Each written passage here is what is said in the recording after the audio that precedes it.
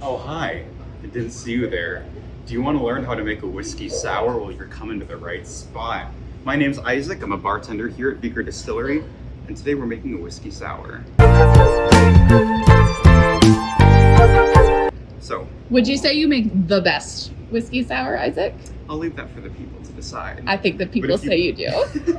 But if you come in and I'm behind the bar and you're wanting to order a whiskey sour, this is what you're going to get. Excellent. So, got all of our stuff in place. We got a nice glass chillin'. You're going to want a nice, decent-sized coupe for this because this is a big boy. We're going to be using a foaming agent. And today we're using aquafaba to really give our whiskey sour a nice foamy texture, give it a nice, thick, creamy mouthfeel as well. If you'd like to use egg white, you can as well. We like to use aquafaba here just to make sure that the drinks are vegan and kind of get rid of any salmonella risk.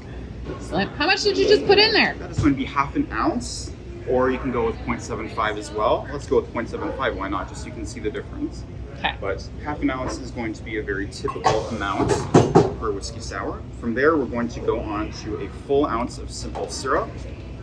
And if you're thinking, Isaac, that seems like a lot of simple syrup. Well, don't you worry your little head about it, dear viewer, because we're also adding a full 2 ounces of whiskey, an ounce of lemon juice, and a decent bit of bitters as well. Yes, So that's this all is a going to help robust, you out. robust cocktail. Yeah, this is a full boy. So, continuing the 1 ounce of lemon juice. And then, the centerpiece of any good whiskey sour is the whiskey. Today we're using our Hain Sunshine. It's a bourbon Scotch rye blend. Pick one up at your local liquor store that sources our products. Yeah. There's some product placement. Okay, we're moving Okay. on. We go with a full 2 ounces of that delicious, smooth, well-bodied whiskey. If you're a bourbon drinker, feel free to go with it. If you're, depending on what whiskey you prefer, you can play around with different combinations, different ratios, different types of bitters as well if you prefer. Kind of up to you, but this is what we make here. But not really, because you make the best one. So just do That's this. true. So do exactly what I do and Yeah. do not deviate from No, that. do not. There are rules, people. Absolutely. Next, final bit is our bitters. I like to do a few dashes of our house bitters, kind of like a spiced orange bitters. Use your favorite at home, and we're also going to do a few dashes of good old Angostura bitters. That's actually going to help foam up the drink a decent bit as well. Ango bitters like to foam up a lot, so that's going to kind of help the aquafaba do its job properly. So now we're going to move on to shaking this bad boy. I like to use 3 smaller cubes. I find that by the time you're done shaking it, giving it a really good robust shake, it's the proper amount of dilution, it's chilled, and it's also going to be nice and frothy. Some people like to use 1 larger cube just to help get it nice and chilled without diluting it too much.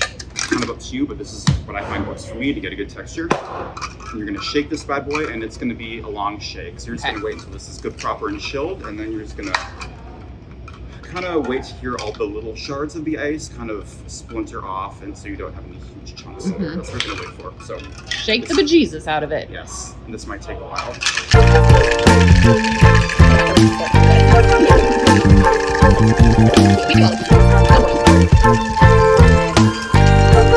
Righty.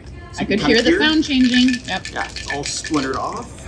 So we're gonna go ahead and let that guy drain. In the meantime, let's go ahead and empty our glass. And before I pour, I like to give it like a little bit of a stir just to kind of remove any larger air bubbles, because I like it to be a nice creamy texture. Slow pour. Well, not too high up because that can get really sudsy and really bubbly. You want it to have a really nice creamy texture. I like to wait until the drops kind of slow down a little bit. Get God. it right to the top there. Oh, foam. It's a whiskey sour for the ages. There you go, absolutely. So before we move on to the garnish, I'm going to let the whiskey sour sit a little bit. That's just gonna kind of help separate the foam from the actual drink, and it's gonna look really nice as well. But in the meantime, I'm gonna go ahead and get a cherry on a skewer. We're also gonna do some bitters as well. But yeah, this is a good time to mention, whiskey sours are pretty versatile. Depending on your taste, you can kind of mess around with it a little bit. Depending on your whiskey, if you're a rye, scotch, bourbon drinker, you can kind of mess around there, do different bitters, or if you have like a different type of syrup that you like to use. In the fall, we like to make a really nice sour inspired by whiskey sour using our sugar bush and our bourbon It's kind of, sort of like a bourbon maple blueberry sour using a house-made blueberry maple syrup. So those are just some sort of variations you can do. And now on the top here, I'm going to be dropping even more Ango Look at bitters. the art. I am personally a huge believer of a garnish being representative of what's in the drink. So there's Ango in the drink, so we're going to add it on top as well. And take another extra pick, give her a nice swirl, Bum-ba-da-bum. and add our cherry. And there we have a lovely little whiskey sour. Cheers. Cheers. Skål. Yes, foam.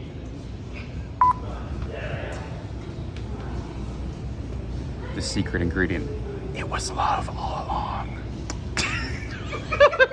I'm ready. Are you ready filming? I'm. Oh, of course. I can always edit. You're gonna have a fantastic bloopers reel. You're gonna have a great bloopers reel. Okay. Deep breath. Just straight chin. Okay.